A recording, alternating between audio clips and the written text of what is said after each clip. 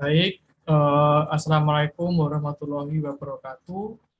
Selamat pagi Pak Alifi, Bu Rohmat, dan teman-teman semuanya. Bagaimana kabarnya hari ini?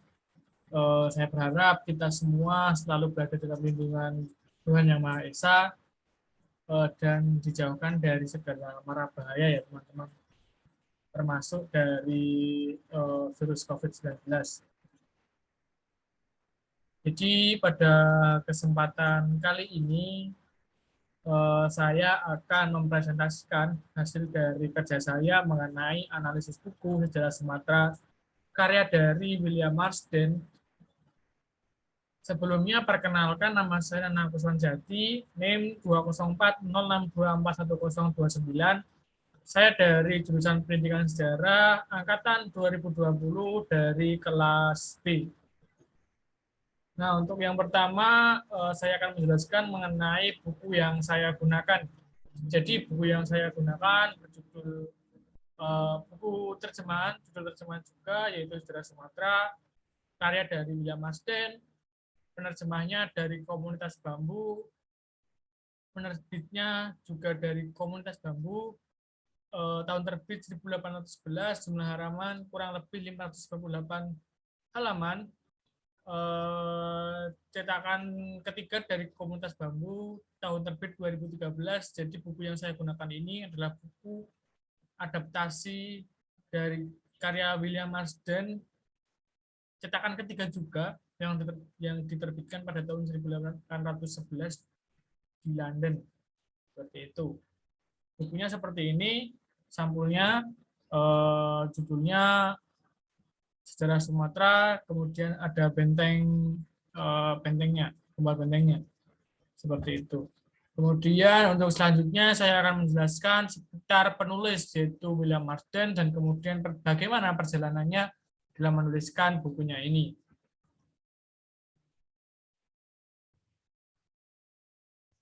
Jadi William Marsden lahir di Firval, Wicklow, Irlandia pada tanggal 16 November 1754.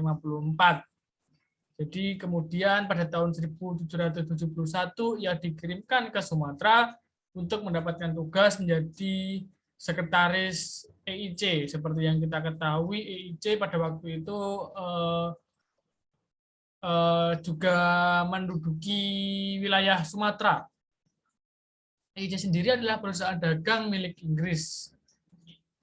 East yang kepanjangannya adalah East India Company. Seperti itu. Kemudian ia dikirim ke Sumatera pada tahun 1771 dan kemudian kembali ke London pada tahun 1779. Jadi selama 8 tahun ia bekerja. William Marsden juga melakukan pengamatan dan investigasinya mengenai kebudayaan, hukum, adat istiadat, dan tata perilaku masyarakat Sumatera. Seperti itu. Jadi selain menjadi sekretaris, ia juga melakukan investigasi. Nah, kemudian ia menulis buku Sejarah Sumatera ini pada tahun 1780 dan memerlukan waktu kurang lebih 2 tahun hingga menerbitkan buku cetakan pertamanya tahun 1783. Jadi bukunya ini ditulis pada masa ia sudah ada di London. Seperti itu. Motivasi menulis buku karena dorongan dari teman-temannya yang akan mempublikasikan karya besarnya tentang sejarah Pulau Sumatera. Jadi ini salah satu motivasi William Marsden, yaitu beliau termotivasi karena mendapatkan dukungan materi dari teman-temannya, khususnya dari teman-teman The Royal Society-nya pada waktu itu. Hal ini dituliskan dalam catatan belakang di kata pengantar. Seperti itu. Motivasi lain, mungkin motivasi utamanya, mohon maaf saya lupa memberikannya, yaitu William Marsden. Di kata pengantar buku ini dituliskan bahwa beliau bertujuan untuk berkontribusi dalam ilmu pengetahuan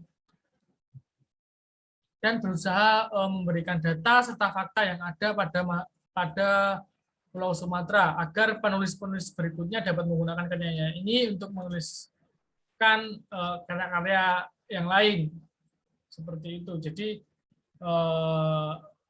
mungkin ini adalah salah satu motivasi intelektual, motivasinya sebagai seorang akademisi. Seperti itu. Kemudian yang selanjutnya membahas mengenai rangkuman isi buku. Secara garis besar saya membaginya menjadi 3 bagian, yaitu pada bab pertama sampai bab 8, bab 9 sampai bab 15, bab 16 sampai bab 23. Pada bab yang pertama ini banyak membahas mengenai kekayaan alam baik dari segi kondisi, geografis, flora, fauna, dan hasil tambang dari Pulau Sumatera. Jadi pada bab pertama ini William Marsden banyak menuliskan letak geografis Pulau Sumatera, garis lintang, garis bujur, kemudian penamaan dari Pulau Sumatera sendiri. Nah, penamaan dari Pulau Sumatera sendiri, William Marsden menuliskan dalam buku ini terdiri dari beberapa versi ya, menggunakan beberapa versi. Yang pertama yang saya ingat ia menuliskan tentang versi dari penjelajah Arab kurang lebih pada abad ke-9. Penjelajah Arab banyak menuliskan Pulau Sumatera ini sebagai Pulau Ramni. Seperti itu. Kemudian dari catatan Marco Polo pada abad ke-13, Marco Polo menuliskan bahwa Pulau Sumatera ini biasa disebut dengan Java Minor karena bentuknya atau wilayahnya yang mirip dengan Pulau Jawa seperti itu.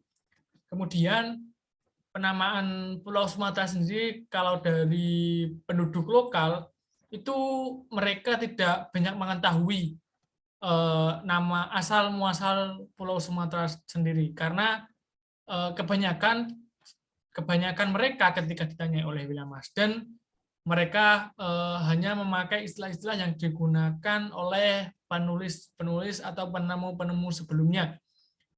Mereka hanya menggunakan rujukan-rujukan seperti kata verlak, seperti itu. Jadi penduduk lokal sendiri tidak banyak mengetahui asal-muasal dari nama Pulau Sumatera itu sendiri.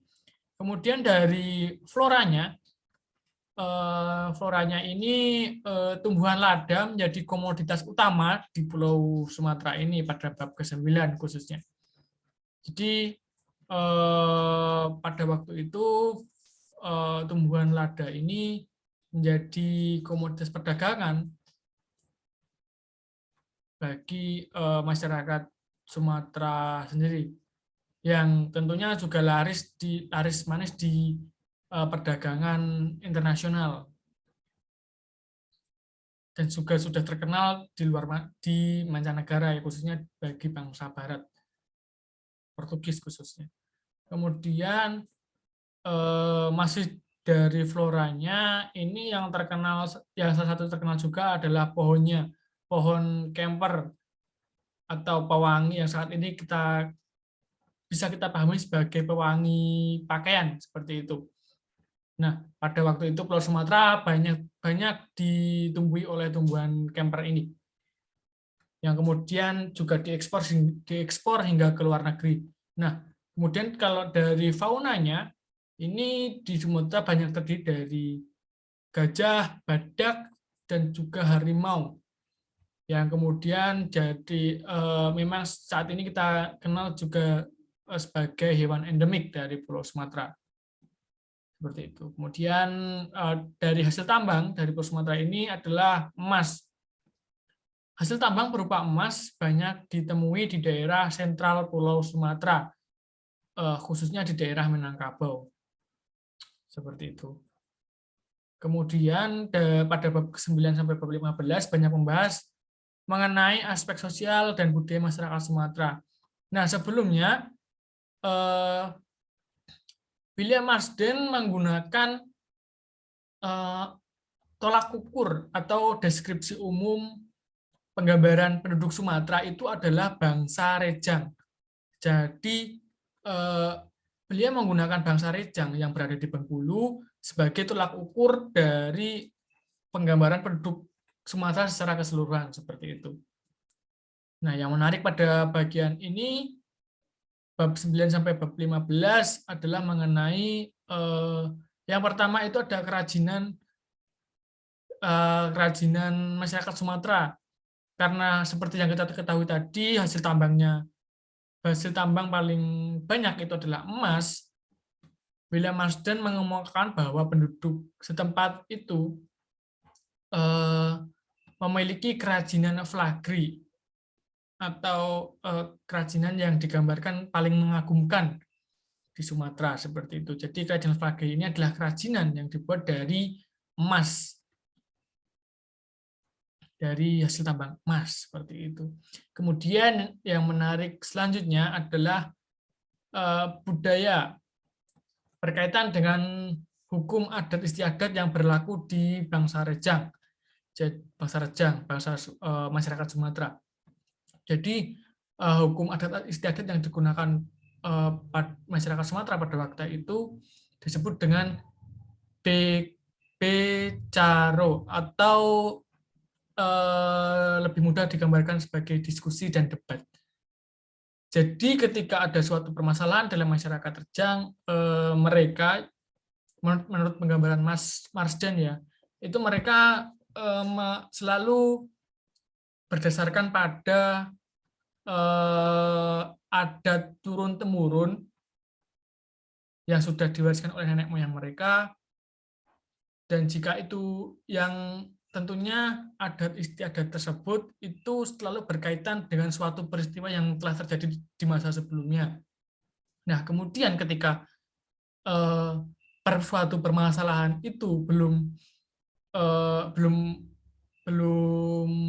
terjadi atau belum ada di adat istiadat yang sudah digunakan oleh masyarakat Rejang, itu mereka menggunakan metode Becaro atau yang lebih mudah kita sebut dengan musyawarah. Jadi mereka ketika ada suatu permasalahan, mereka mengumpulkan seluruh suku Rejang khususnya, dan melakukan penyelesaian dengan cara musyawarah. Bagaimana mereka mencari solusi dari permasalahan yang sedang mereka lalui, dan kemudian permasalahan tersebut diletakkan di hukum adat istiadat seperti itu. Nah, pada bab 16 sampai bab 23 ini banyak membahas negeri-negeri lain di Sumatera, di luar Bengkulu. Nah, William Marsden pada waktu itu menggambarkan Bengkulu itu sebagai Bencolen ya teman-teman, dan inilah asal muasal dari masyarakat Rejang sendiri. Nah, kemudian masuk mengenai analisis buku ya. Analisis buku. Kelebihan dari buku ini, buku karya William Marsden ini adalah telah menggunakan dua jenis sumber sejarah, yaitu sumber lisan, sumber primer, dan sumber dokumen tertulis, sumber sekunder. Sumber primer ini berasal dari wawancaranya sendiri kepada penduduk-penduduk lokal di Sumatera, dan juga sumber yang ia telah investigasi sendiri selama 8 tahun masa jabatannya di masa keberadaannya di Sumatera, serta dokumen tertulis seperti tadi ada catatan dari Marco Polo sebagai sumber sekunder. Nah, sumber dokumen tertulis ini juga dituliskan yang paling banyak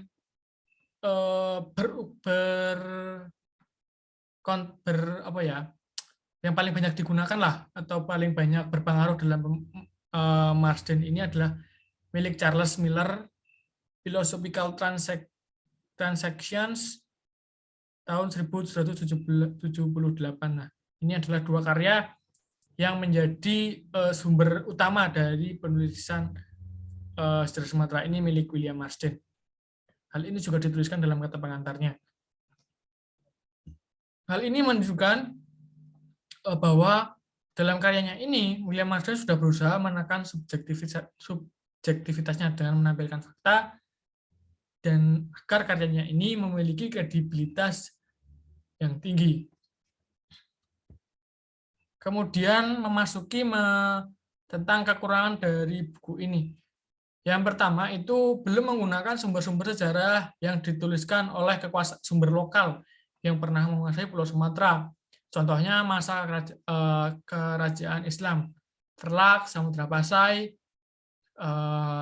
dan juga itu yang terutama. Kemudian melakukan generalisasi yang berlebihan karena menggunakan suku Rejang dan Pasama sebagai tolak ukur penggambaran penduduk Pulau Sumatera secara keseluruhan. Padahal William Marsden ini menggunakan suku Rejang dan Pasama karena gimana ya? Karena hanya daerah itu saja, hanya daerah itu yang paling dekat dengan keberadaan William Marsden dan gimana ya? Hanya paling dekat dan paling lama didiami oleh William Marsden, sehingga William Marsden tidak melakukan ekspedisi dari ujung utara sampai ujung selatan Pulau Sumatera ini, begitu. Jadi padahal sebenarnya jika Marsden melakukan pengamatannya secara lebih luas begitu, mungkin dia akan membuat interpretasi yang berbeda. Seperti itu. Kemudian hal ini juga menyebabkan kekurangannya dari historiografi karena terbatasnya ruang pengamatan. Nah, tadi karena hanya berfokus pada di mana ia berada. Kekurangan lainnya dari segi fisik, buku Sejarah Sumatera ini memiliki jumlah halaman dari segi fisik ya. Buku Sejarah Sumatera ini memiliki kekurangan berupa jumlah halaman yang sangat banyak, yang sangat tebal sehingga sangat memungkinkan bagi pembaca untuk cepat merasa bosan. Ya, mungkin ini karena memang buku ini ditujukan untuk seorang akademisi, jadi untuk kebanyakan orang buku ini akan terasa sangat membosankan karena begitu tebal. Kemudian karena buku ini merupakan buku terjemahan, terdapat beberapa kosakata yang membingungkan bagi pembaca. Nah, mungkin ini karena kesalahan redaksi ya. Seperti itu. Nah, kemudian kalau dilihat dari jenis historiografinya, buku ini termasuk ke dalam historiografi kolonial karena bersifat Eropa sentris dengan lebih banyak menggunakan sumber dari Eropa. Seperti tadi yang saya katakan bahwa William Marsden banyak menggunakan sumber dari Eropa. Kemudian sumber utama dari Eropa, penulis Eropa. Kemudian bersifat diskriminatif dan lebih memuliakan bangsa Eropa. Nah, maksudnya di sini bisa kita lihat artinya mendiskreditkan penduduk lokal dan memuliakan bangsa Eropa. Artinya bangsa Eropa itu lebih tinggi kedudukannya dari bangsa lokal. Seperti yang saya cantumkan di sini, salah satu contohnya ada di halaman 239, di mana pada halaman tersebut dijelaskan bahwa terdapat beberapa klasifikasi atau tingkatan sosial bagi suatu penduduk, dan penduduk Sumatera itu ditempatkan pada tingkat yang paling bawah, tingkat keempat, yaitu William Marsden menuliskan seperti ini: tingkatan keempat bersama dengan golongan penduduk Sumatera yang kurang beradab, yang mewakili golongan masyarakat paling primitif dan rendah. Nah, ini kan salah satu contoh bahwa William Marsden juga mendiskreditkan penduduk lokal ya, dan memuliakan bangsa Eropa. Bangsa Eropa dalam halaman 239 ini ditempatkan di golongan paling atas. Nah, ini adalah contoh lain dari sifat diskriminatif dari historiografi kolonial. Terdapat pada halaman 244, yaitu selain itu, walaupun mereka menjaga kebersihan badan, pakaian mereka kotor dan apek karena tidak pernah dicuci. Nah, ini kan juga termasuk salah satunya menggambarkan bahwa penduduk Sumatera itu kurang menjaga kebersihan. Nah, mungkin itu saja analisis saya. Kurang dan lebihnya saya mohon maaf. Kritik, saran, dan masukan sangat saya perlukan demi sempurnanya tulisan saya ini. Terima kasih, saya akhiri. Wassalamualaikum warahmatullahi wabarakatuh.